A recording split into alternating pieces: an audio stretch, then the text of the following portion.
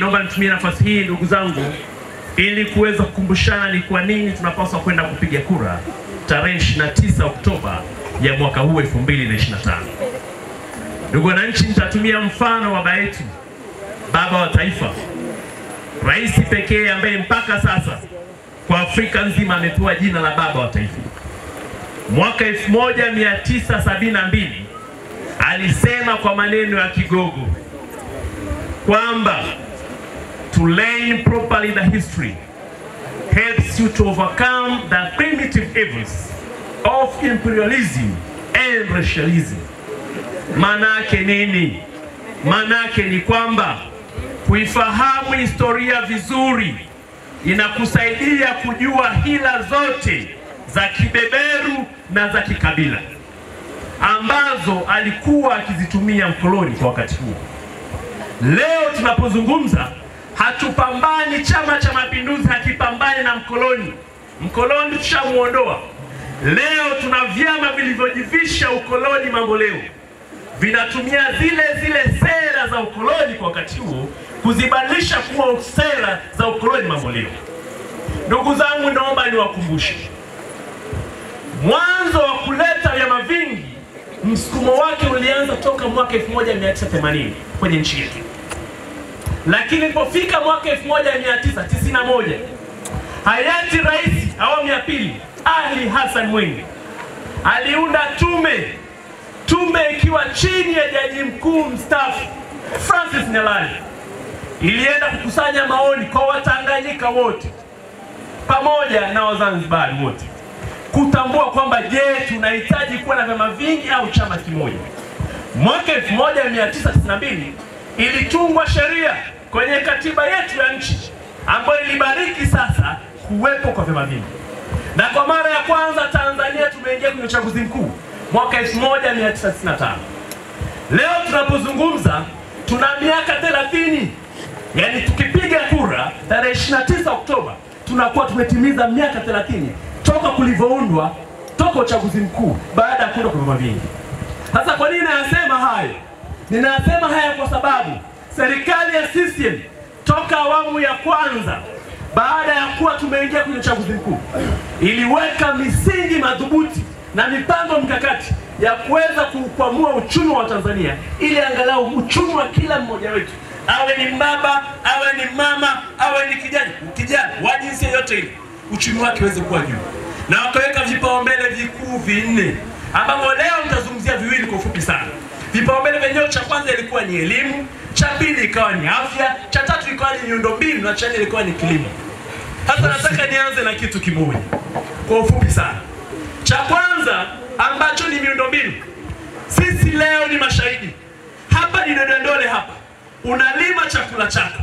Mkulima wa kawaida akilima mahindi, akilima dengu, akilima maharage, ni lazima ipatikane barabara ya kumwezesha huyo mkulima aliyelima kile chakula kwa kutumia mbolea, akakivuna, akakipakia. Hiyo barabara ya kuweza kuchukua chakula hicho anakifikisha sokoni. Akifikisha sokoni, upatikane uwepo wa bei ya soko ambayo ndio rafiki itakayomwezesha yule mkulima auze mahindi yake, apate fedha, anunue chakula, arudi mwisho wa siku au apeleke watoto shuleni. Mzunguko huu maana yake ni nini? Leo tumefikia kwenye hatua nchi yetu kwenye habari ya miundombinu. Hakuna mkoa, kila mkoa umeunganishwa kwa barabara za lami. Tunaenda kwenye kila wilaya imeunganishwa, kwa sababu barabara kuna aina mbili za barabara. Kuna barabara kwenye kiwango cha lami na barabara kwenye kiwango cha changarawe. Serikali ya CCM imefanya kazi hiyo kwa uweledi mkubwa sana. Ndio maana leo tunazungumza tukisema mkoa kwa mkoa umeunganishwa kwa barabara, wilaya kwa wilaya zimeunganishwa kwa barabara, kata kwa kata zimeunganishwa kwa barabara, kijiji kwa kijiji kimeunganishwa kwa barabara, kitongoji kwa kitongoji kimeunganishwa na nini? Barabara. Piga makofi kwa chama chote. Lakini ndugu zangu, takwimu toka Wizara ya Elimu inasema mpaka leo tuna vyuo vikuu 60 kwenye nchi yetu. Lakini nataka niwape mfano, kwa sababu namna pekee ya kuweza kumsaidia mwananchi wa Dodondole au Tanzania ni kumpa elimu ambayo ni elimu bora sana. Nataka niwape mfano ya wapinzani wachache ambao wamesoma kwenye shule zilizojengwa na viongozi wa CCM, shule zilizojengwa na serikali ya CCM, lakini leo wamesahau fadhila za Chama cha Mapinduzi kwa kuweka sera bora, amejenga mwisho wa siku hizo shule na wamesoma na leo mpaka wana elimu hiyo. Kiongozi wa kwanza ni Tundu Antipas Lissu. Tundu Antipas Lissu amesoma kwenye shule ya msingi iliyojengwa na serikali ya CCM. Amesoma kwenye sekondari iliyojengwa na serikali ya CCM. Amesoma chuo kikuu, shahada yake ya kwanza amepata kwenye chuo kikuu ambacho kimejengwa na Chama cha Mapinduzi. Mtu wa pili, John Heche, amesoma kwenye shule ambazo zimejengwa na serikali ya CCM. Mtu wa tatu, John Mnyika, amesoma kwenye shule zilizojengwa na serikali ya CCM. Mpaka nafikia chuo kikuu anafukuzwa. Amefika pale kwa sababu iliwekwa misingi madhubuti na serikali ya CCM. Mtu wa nne, mwanasheria wao mkuu wa Chadema, Dr. Shala Rugemeleza, amesoma kwenye shule zilizojengwa na serikali ya CCM. Ukimchukua Profesa Lipumba, wote wamesoma kwenye shule zilizojengwa na serikali ya CCM.